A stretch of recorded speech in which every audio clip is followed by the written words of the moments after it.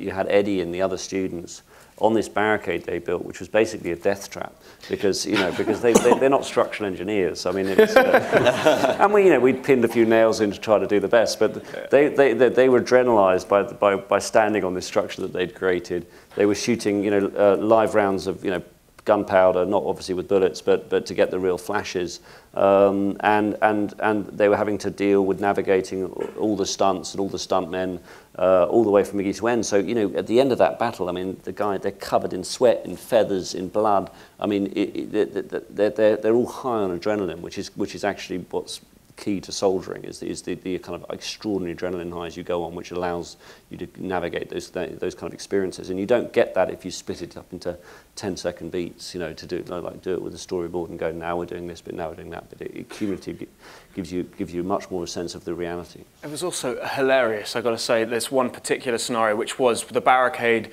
when they come over the top, and all of that was shot live. And it was it felt like the most real thing we'd ever done, because what was happening upstairs at the cafe was happening upstairs. I was being shot. Hugh was then coming and picking me up, but you didn't see where the cameras were, so you were literally living what the character was. And we shot this on the set, and I remember Hugh went through the whole thing of throwing me up, getting round the back, finding the porthole, opening the porthole, thrusting me through, shoveling. I'm playing dead the whole way through, and and you could hear just mayhem going on outside. and I remember we came through the porthole, and I'm still playing dead, being dragged through, and we plopped out, basically out of this hole, and there was Tom and the DP all behind little monitors, basically, and we sort of arrived when they were shooting. We came out of this bloody mess and plopped out. We were like, hello, mate. That's funny. So, it also gave me my scariest moment on the whole film, because I had to sit a bank of 6 monitors shooting the battle, and there was, I think the last take was Saturday night, about 10 o'clock, and the fight started, and suddenly there was a bang, and every single monitor went white with smoke. It just went.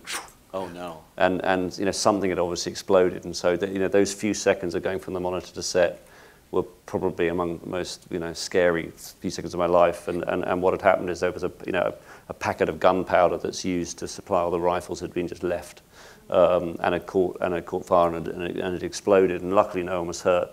I mean, the barricade was on fire. But we still put it out and carried on, and it was fine. So for when Tom was describing us as being adrenalized, read terrified.